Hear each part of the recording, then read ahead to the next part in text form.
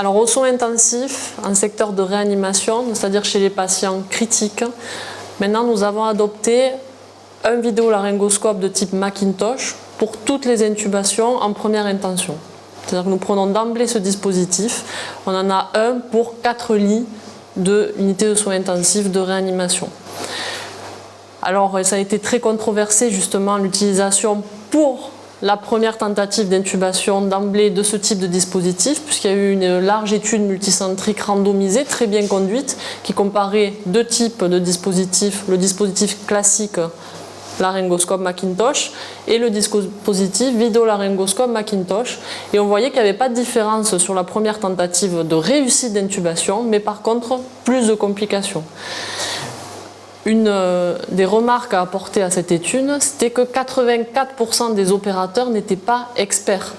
Tandis que nous, dans notre centre, on a l'expertise à la fois au bloc opératoire et en réanimation de l'utilisation de ces dispositifs, qui fait que nous, dans notre pratique quotidienne, ça nous aide considérablement en augmentant justement la réussite à la première tentative d'intubation et dans toutes les complications qui vont ensuite découler de l'intubation du patient critique qui part avec des réserves effondrées.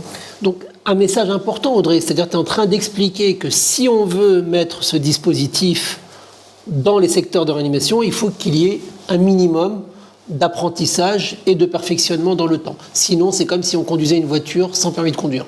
C'est exactement ça. On dit qu'il faut entre 30 et 60 intubations avec ces dispositifs de type vidéolaryngoscope Macintosh avant de devenir compétent et efficace. Et au bloc opératoire, alors, comment ça se passe, Yvon? C'est pareil, vous avez dit les chiffres, le nombre d'heures, c'est 70, 30 à 60, c'est le nombre de gestes pour lequel il faut être à l'aise. C'est-à-dire qu'au bloc opératoire, comme vous avez vécu en réanimation, c'est peut-être un peu moins long au bloc parce qu'on a plus d'essais, mais il faut à peu près 2 à 3 mois pour que tout le monde se sente à l'aise et après ça prend. Si bien que nous, au bloc opératoire, les patients obèses, quand il y a des dents abîmées, les patients fragiles, qui ont un risque de décéréturation court, eh bien on va prendre maintenant ce vidéolaryngoscope de type Macintosh parce qu'on est beaucoup plus sûr de l'intubation au premier essai et en toute sécurité et en voyant la glotte. C'est bien qu'on a moins recours aux mandrins, quel qu'il soit, notamment mandrins spécifiques.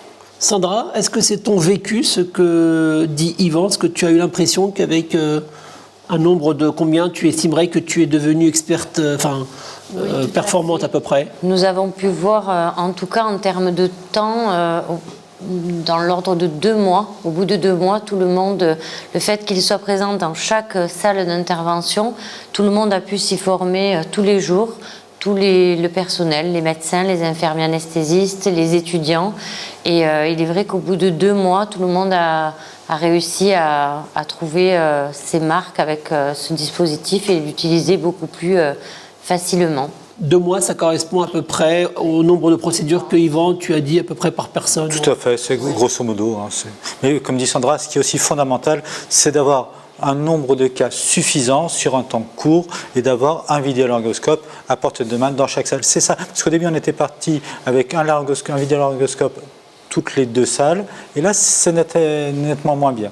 Et dès qu'on peut intuber au début à chaque fois avec ce nouvel objet, on va se familiariser plus vite avec cet objet.